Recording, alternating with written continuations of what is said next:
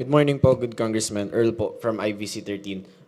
Sir, on another topic, sa press con po ni Vice President Sara Duterte and over the weekend, ilan po sa mga House leaders natin na nagpahayag ng kanilang pagkabahala sa ilang mga statement na binitawan ng ating Vice Presidente. Any comments or reaction po on this one, sir? Thank you.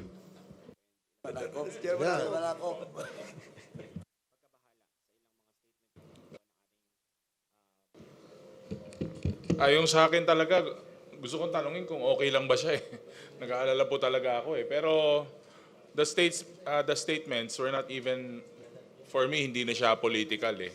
Parang it's a question of kultura. Nasa kultura ba nating mga Pilipino yung mga ganyan na statements? Ganyan ba tayo pinalaki? Ganyan ba kapaligiran natin? So, talagang nanlilisik. Parang galit na galit sa mundo. So, yun lang. Kaya talagang question ko po eh, kung talagang okay ba siya. So, yun. Follow up? O, si Jay. Hello? Congressman Rog, your comment? Well, I have to agree with si Congressman Ortega. I think it's a cultural issue, especially yung relation to dun yung sa description yung bangkay. And I think most of the people have already complained po, no? I think it doesn't really involve any comment on our part as congressmen, and we leave it siguro to the people to decide on how they would see that as qualities of a leader. Yun po. We'd like to acknowledge also the arrival of Congressman Jay Kung Hoon. Good morning, Congressman Jay. And you can also direct your questions to him. Sir, follow up. Go ahead. Following up with that lang po, some of the Young Guns leaders requested psychological evaluation for the Vice President, sir. Would this be firm or may re-recommenda daw po ba tayo na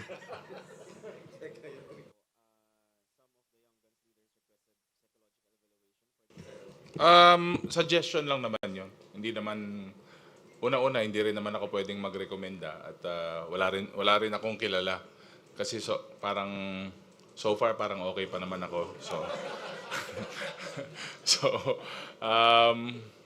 Pero the people have seen the interview. So parang may something. Ewan ko. Oo. Parang punong-puno ng galit, saka parang parang yung mga lumabas sa ating mga pahayagan, para talagang parang hindi ko alam kung may meltdown o may problema na nangyayari right before our eyes during the press con. Sir,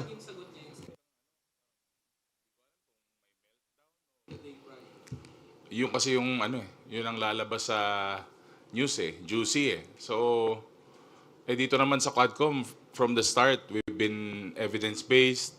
Kung ano po ang mga lumalabas sa aming legislative inquiry, very clear po yun na yun po ang lumalabas at napapalabas po sa social media. But, again, baka it's another diversionary tactic. sir, sabi ni Attorney Sal Panelo kanina sa interview, hindi naman daw publicly sinabi ni BP Sara yon, parang sa group chat lang daw yon. Doon sa sinabi na huhukayin nyo, yung paghukay. Hindi, magaling talaga siya sa ganun. Kasi siya yung official interpreter dati, nung dating Pangulo. So malamang ginagawa na rin niya dito ngayon. Sir, you mentioned parang punong-puno ng galit. Pwede bang? I'm Yes. sorry, sir.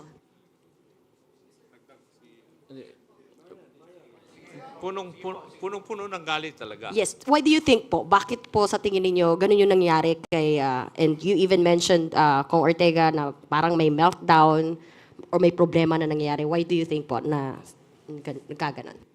Well, siguro sa nangyayari sa ating Vice President, nagkakaroon siya ng, I think she's being overwhelmed by anger and hate. Pag ang isang tao ay sobrang galit,